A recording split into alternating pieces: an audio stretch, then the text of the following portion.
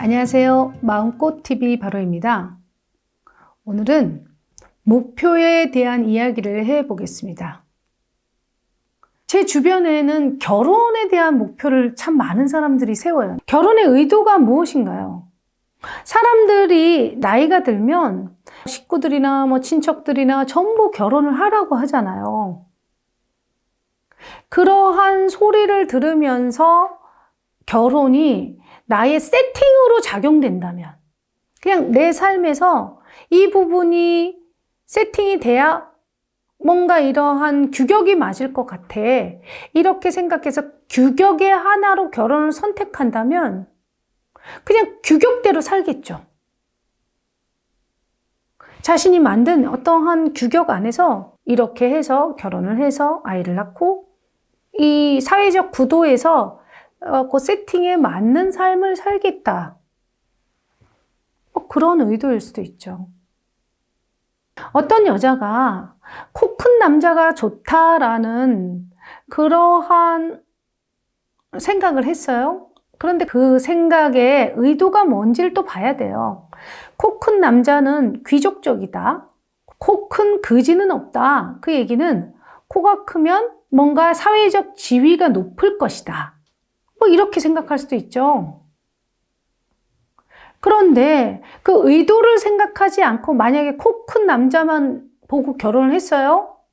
그런데 그 남자가 사회적 지위도 없고 또 부유하지도 않아. 귀족적이지도 않아. 그러면 어때요? 자신의 의도를 생각하지 못하고 결혼을 했을 때 아이고 내가 왜 저 사람이랑 결혼했을까? 이렇게 후회를 할 수도 있죠. 무엇인가 목표를 정한다면 그 밑에 의도가 무엇인가를 기억해야 합니다. 10년 안에 집을 사겠다라고 목표만 세워놓고 그 밑에 세부 목표가 없으면 10년 안에 집은 사겠다라고 해놓고 돈을 펑펑 써요. 그럼 목표에 부합된 어떤 행위를 전혀 하지 않으면서 목표만 있는 거예요. 그건 목표가 아니죠. 그냥 한번 질러보는 거죠. 응? 만약에 10년 안에 내가 집을 준비하겠다라고 한다면 내가 한 달에 얼마를 저축해서 어떻게 자신의 돈을 불려서 집을 살 것인가라는 구체적인 계획 안에서 그것을 해 나가야 되죠. 10년 안에 집 살 거야. 이런 건 있는데 그 다음에 여행도 가고 먹을 것도 먹고 쓸 거 다 쓰고 월급에서 한 달에 20, 30만 원 이렇게 딱 모아가지고 그 부분을 저축하면서 집을 사겠대. 새 집인가? 그렇잖아요. 한 달에 20, 30만 원 모으면 1년이면 300이에요. 10년이면 3천이에요. 3천. 플러스 1,000만 원 알파? 4천. 4천 갖고 어떻게 집 사요? 만약에 자신이 안정을 찾기 위해서 10년 후에 집을 사겠다라고 했어요. 그럼 나의 안정을 위해서 내가 무엇을 준비할 건가? 그 세부적인 목표가 또 있어야 돼요. 그런데 내가 조금 더 들여다보면 그 안정을 원하는 그 마음 밑에 나는 너무 불안정하다가 있다면 왜 내가 그렇게 불안정한가를 봐야 해요. 부모님들이 안정적인 삶을 살지 못하는 것들을 보면서 집 하나도 없으면 너무 불안하겠구나 라고 내가 생각했다라는 걸 이해해야 해요. 그것을 이해하고 그러한 자신이 자라온 환경에서 내가 이사 다니면서 굉장히 불안정을 느꼈구나 라는 걸 이해해야 해요. 부모처럼 불안정하게 살고 싶지 않다를 모토로 하면 불안정하게 살고 싶지 않다를 경험해야 되기 때문에 불안정하게 살 수밖에 없어요. 부모님의 삶에서 떨어져 나온다고 해요. 이것을 객관화라고 합니다. 그냥 그 어린 시절에 부모님들의 삶이 그러했구나 하고 객관화시켜야 해요. 거기에 나의 감정이 떨어져 나와야 해요. 그리고 나는 불안정하게 살지 않겠다가 아니라 나는 안정적으로 산다가 돼야 돼요. 그게 똑같은 말 같지만 전혀 다른 말이에요. 그럴 때 내가 안정적인 에너지에 들어갈 때 삶이 안정적으로 변형이 일어나요. 그러면 어떨 때 안정적일 수 있을까요? 미래가 보일 때. 미래가 보인다라는 게 뭘까요?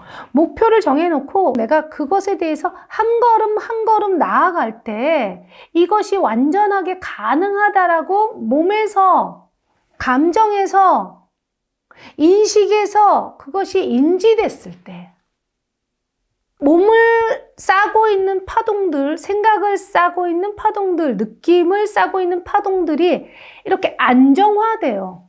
안정된 파동이 이렇게 생기죠.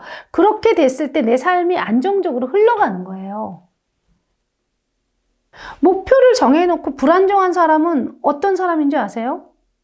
예를 들면 한 달에 100만 원씩 저축할 수 있는 사람이라고 쳐요. 100만 원씩 저축할 수 있는 사람이 1년에 모을 수 있는 돈은 1200이죠. 그럼 10년에 모을 수 있는 돈은 about 한 2억 정도는 될 거예요. 봉급은 계속 오르니까요. 그런데 20억짜리 목표를 정하는 거예요. 20억짜리 목표를 정하면 항상 나는 불안정하죠. 그 목표에 절대로 가기가 너무나 힘들고 길 없는 길을 가려고 하는 거죠. 그러면 저 목표는 나한테 전혀 부합되지 않는가요? 그렇지는 않죠. 구체적이어야 돼요. 만약에 20억짜리 집을 갈 수 있어요.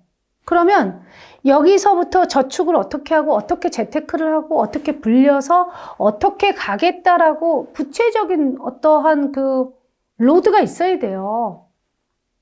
그럴 때 이 목표는 힘을 받죠. 이 목표가 힘을 받을 때 내가 안정화가 되고 그 안정화가 됐을 때 에너지는 흘러요. 그래서 내가 원하는 곳에 갈 수가 있는 거죠. 목표만 정해놓고 거기에 대한 세부적인 계획이 없다면 신의 뜻대로 하옵소서. 왜 내가 신의 뜻대로 하옵소서 하고 있는지 봐야 돼요. 왜냐하면 길이 없으니까 모르겠다야. 길이 없으니까 모르겠다는 뭐야? 가고는 싶지만 방법은 없다야. 그럼 방법이 없다에 매여 있는 거예요. 방법을 찾지 않는 거죠. 이렇듯 목표는 너무나 중요합니다. 그러나 그 목표를 세우는 의도가 무엇인가를 보셔야 하고요. 그 의도는 왜 또 내가 그 의도를 가졌는가가 중요합니다. 그렇게 해서 내가 의도가 명확하고 그 의도 밑에 가지고 있는 또 의도 밑에 의도라고 할 수 있죠. 의도 밑에 의도, 의도 밑에 의도 이렇게 계속 가다 보면 핵이 나와요.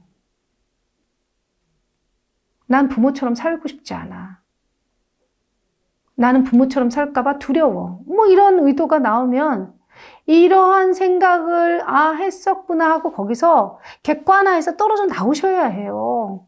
그게 에너지화 되어 있다니까요. 파동으로. 그 파동을 내 안에서 그 파동의 시작점을 보시고 그 파동을 던져버리셔야 돼요. 그리고 저항에 의한 목표가 아니라 그렇게 살고 싶지 않아 라고 하면서 계속 그 목표에 대한 저항을 가지고 목표를 세우는 게 아니라 내 삶이 긍정적으로 흐를 수 있도록 긍정의 목표를 세우셔야 돼요. 원하는 게 뭐야? 행복. 그래서 내가 생각하는 행복은 뭐야? 이사 다니지 않고 이렇게 한 공간이라도 내 공간이 마련되는 거. 내 공간이 너무 필요해. 나는 내 공간이 있을 때 행복하구나. 이걸 인식해야 돼요. 그리고 나는 내가 내 공간에 대한 것들을 행복으로 가지고 있기 때문에 공간에 대한 것들을 우선 목표로 한다라는 걸 이해해야 해요. 그리고 자신의 상황에 맞춰서 아주 걸맞는 목표를 세워서 이렇게 나아가야 해요. 안정적으로 말입니다. 그럴 때 본인이 목표를 통해서 삶의 지도를 그려나가고 그 지도대로 우리가 길을 나아가는 거죠. 결혼도 마찬가지죠. 정말 좋은 사람과 사랑하면서 행복하게 사는 것이 목표라면 어떤 사람이 나에게 가장 적합한 배우자인가? 아주 돈 많고 잘생기거나 예쁜 여자가 이렇게 딱 나타났어요. 근데 멈칫합니다. 왜죠? 부담스럽죠. 왜 부담스러워요? 자신은 사랑받고 싶은데 그렇게 잘생기고 돈이 많은 남자랑 결혼해서 사랑을 받을 수 없을 것 같으니까 불편한 거예요. 제가 왜 저렇게 잘생기고 돈이 많고 능력 있는 사람이 배우자로 나타났는데 내가 왜 저항하고 있는지 아셔야 해요. 내 컴플렉스를 보완하기 위해서 좋은 학교 나온 사람하고 결혼했어요? 그럼 평생 컴플렉스를 달고 다니잖아. 그 옆에서 배우자는 아주 좋은 대학을 나왔는데 자기는 별 볼 일 없다고 쳐봐. 그럼 그 컴플렉스를 평생 경험하는 거야. 자기가 너무 가난해서 아주 돈이 많은 사람하고 결혼을 했어요? 내가 돈이 없는데 돈이 많은 사람하고 결혼했으니까 내 없는 것에 대한 컴플렉스를 어쩌면 계속 경험할 수도 있어요.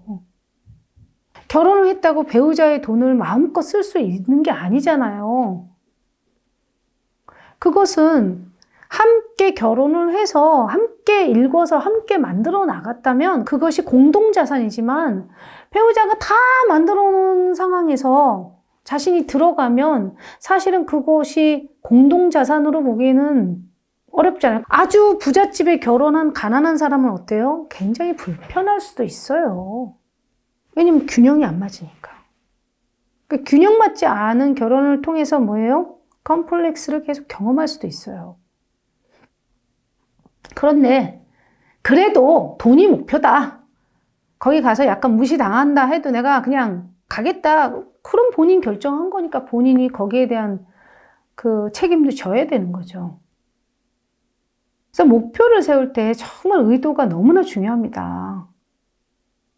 사람에 대한 목표, 직업에 대한 목표, 그 다음에 삶에 대한 목표, 건강에 대한 목표, 굉장히 많은 목표들을 세울 수가 있죠.